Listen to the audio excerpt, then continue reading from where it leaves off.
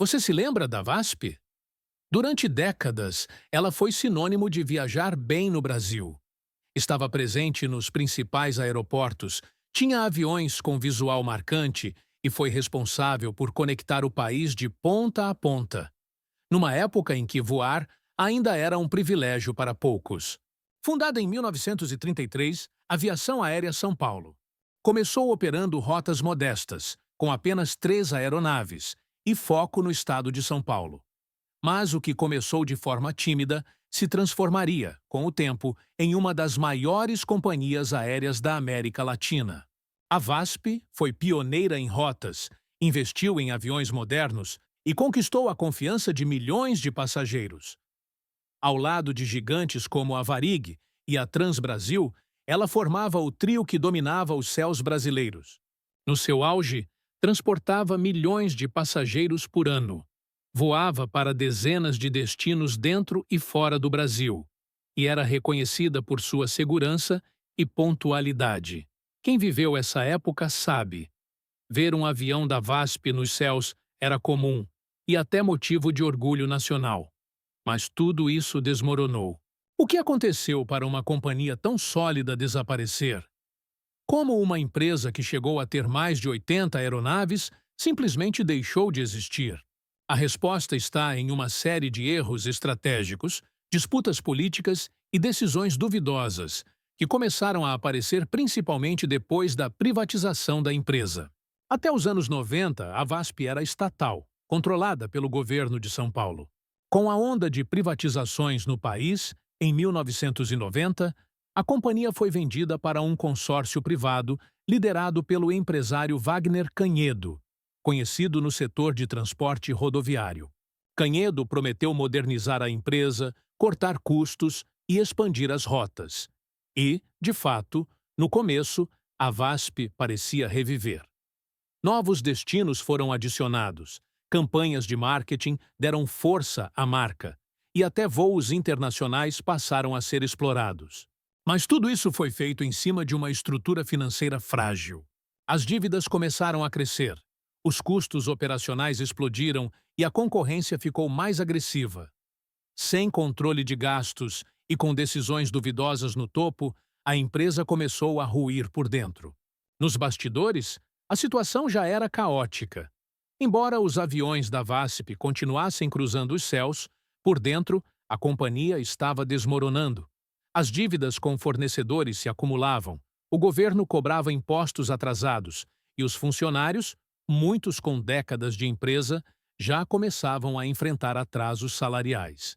Em um setor que exige precisão absoluta e segurança em cada detalhe, a instabilidade financeira começou a colocar tudo em risco. Enquanto isso, Wagner Canhedo, o novo dono, era alvo constante de polêmicas. Ele era conhecido por sua personalidade forte e decisões controversas. Acusado de má gestão, ele tentou manter a empresa viva a qualquer custo, inclusive recorrendo a práticas consideradas duvidosas.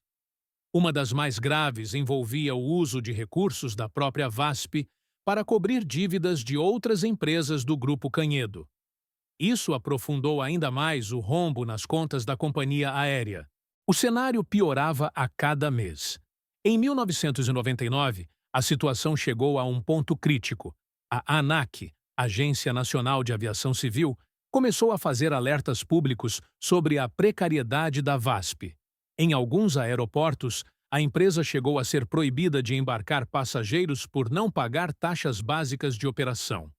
Em Brasília, uma cena ficou marcada.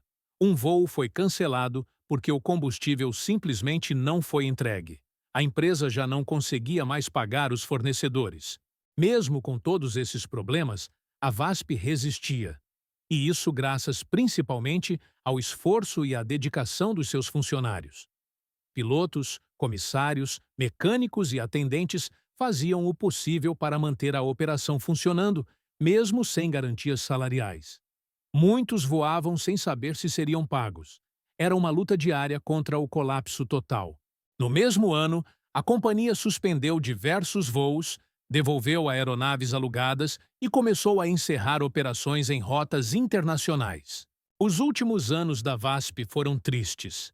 A empresa, que já foi motivo de orgulho nacional, agora era vista como um zumbi dos céus, operando precariamente, com poucos aviões, rotas canceladas e passageiros cada vez mais desconfiados. Os voos que ainda aconteciam sofriam com atrasos constantes, falhas no serviço de bordo e uma estrutura completamente sucateada. Em janeiro de 2005, a realidade finalmente bateu à porta. A ANAC suspendeu todas as operações regulares da VASP. Era o começo do fim. Na prática, a empresa já estava paralisada. Poucos voos ocorriam e os aviões restantes estavam em condições cada vez piores. Nesse mesmo período, começou uma onda de leilões. Equipamentos da empresa foram colocados à venda, peças dos aviões desmontadas e o patrimônio dilapidado em processos judiciais. Um por um, os bens da VASP foram sendo repartidos, mas ainda assim, os trabalhadores não viam o dinheiro. Muitos passaram anos tentando reaver salários atrasados e benefícios. A falência da VASP deixou um vazio enorme, não só em termos de infraestrutura, mas também no imaginário popular. Para muita gente, a empresa representava uma época em que voar era uma experiência especial, não apenas um deslocamento. Os comerciais de TV, os uniformes dos comissários, os check-ins em Congonhas, tudo isso virou memória. A história da VASP não é apenas sobre aviões e voos cancelados. É sobre pessoas, sobre funcionários que dedicaram a vida a uma companhia que, por décadas, representou o sonho de um país que queria crescer, se conectar, se modernizar. E é também sobre erros, sobre a fragilidade de empresas nas mãos erradas, sobre como decisões mal calculadas, interesses privados e falta de responsabilidade social podem destruir décadas de história em apenas alguns anos. A VASP poderia ter sido salva? Talvez. Mas o que vemos é um padrão que se repete no Brasil.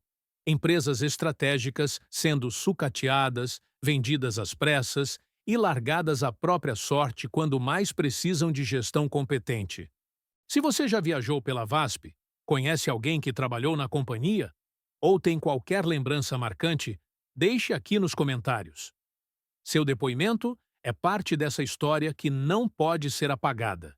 E se você chegou até aqui, considere curtir o vídeo, compartilhar com alguém que viveu essa época e se inscrever no canal. Isso ajuda muito o nosso trabalho a continuar resgatando histórias que o Brasil não pode esquecer.